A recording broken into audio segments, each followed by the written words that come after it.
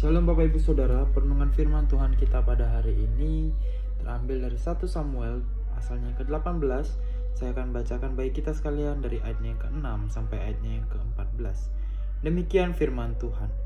Tetapi pada waktu mereka pulang, ketika Daud kembali sesudah mengalahkan orang Filistin itu, keluarlah orang-orang perempuan dari segala kota Israel menyongsong Raja Saul sambil menyanyi dan menari-nari dengan memukul rebana, dengan bersukaria dan membunyikan gerincing.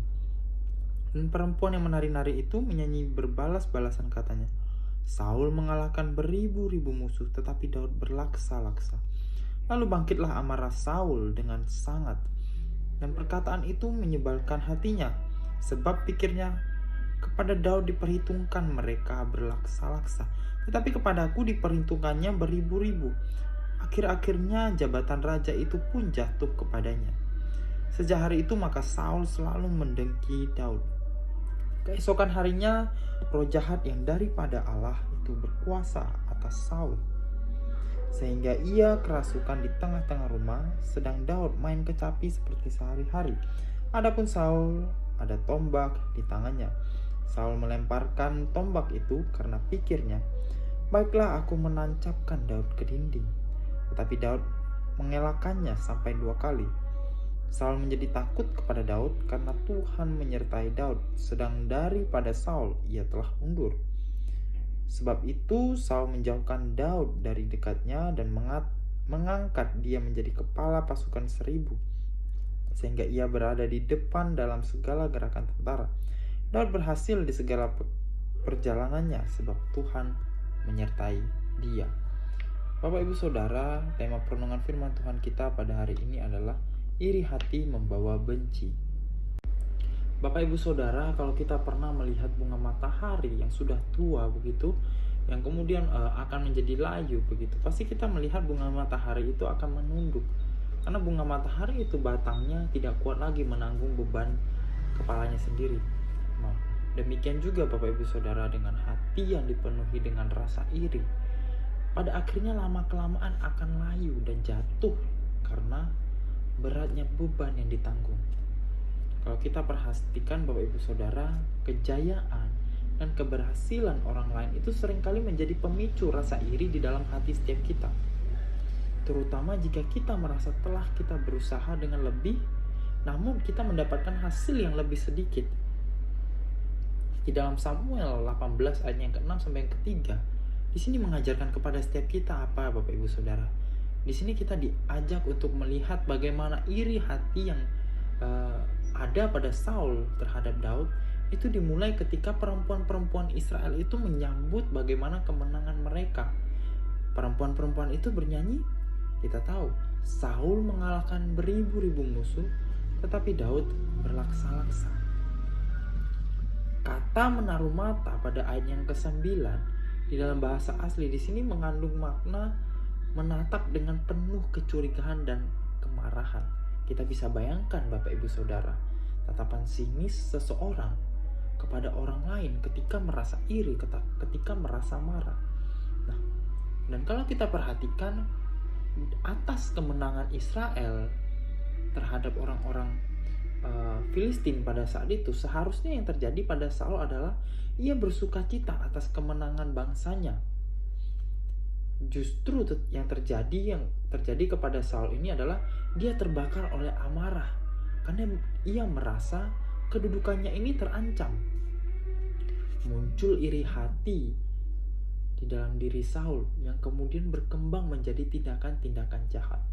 Kita bisa melihat Bapak Ibu Saudara, ada kejadian di mana Saul pada akhirnya mencoba untuk membunuh Daud dengan tombak, di mana Saul tidak hanya merencanakan itu, tetapi di sisi lain juga mencoba menjebak Daud di dalam pertempuran yang berbahaya. Kita bisa melihat bagaimana di dalam perikop ini Saul itu terus-menerus mencari cara untuk bagaimana supaya Daud ini tersingkirkan. Daud ini kalau bisa mati saja. Padahal Bapak Ibu Saudara, Daud sendiri meskipun di dalam kondisi yang demikian, ia tetap setia melayani Saul dan ia tidak pernah bermaksud untuk merebut kedudukan Saul. Bapak Ibu Saudara, kisah yang dialami oleh Saul dan Daud melalui firman Tuhan mengingatkan kepada setiap kita bahwa iri hati itu adalah bibit yang jika kita taburkan, yang jika kita biarkan tumbuh, pada akhirnya akan menghasilkan buah kebencian, akan menghasilkan amarah, dan bahkan keinginan kita untuk menyakiti orang lain. Ketika kita mulai membandingkan berkat orang lain dengan kita, pada akhirnya Bapak Ibu Saudara itu akan membuka pintu bagi iri hati untuk masuk ke dalam diri setiap kita. Maka dari itu, sebagai pengikut Kristus, setiap kita dipanggil untuk dapat bersuka cita atas keberhasilan orang lain yang tentunya sesuai dengan firman Tuhan. Dan kita diingatkan untuk tetap percaya bahwa Tuhan memiliki rencana yang unik bagi setiap orang. Biarlah setiap kita, Bapak Ibu Saudara, senantiasa meminta Tuhan untuk memberikan kita hati yang penuh dengan kasih dan sukacita, hati yang mampu melihat berkat orang lain sebagai bagian dari karya besar Tuhan di tengah-tengah dunia ini. Dengan demikian, bukan kebencian yang kita pelihara, tetapi kasih yang membangun dan menyatukan setiap kita. Demikian perenungan firman Tuhan kita. Mari bersama-sama kita berdoa. Allah Bapa dalam surga, kami bersyukur untuk firman Tuhan yang mengingatkan kepada setiap kami melalui kisah Saul dan Daud ya Bapa. Biarlah setiap kami tidak membukakan hati kami untuk iri hati, untuk hal-hal yang tidak berkenan dengan firman-Mu ya Bapa.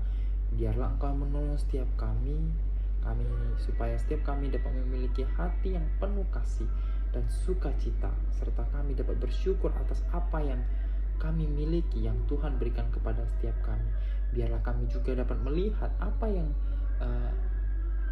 dimiliki oleh orang lain adalah suatu pekerjaan Tuhan yang luar biasa di tengah-tengah dunia ini ya Tuhan.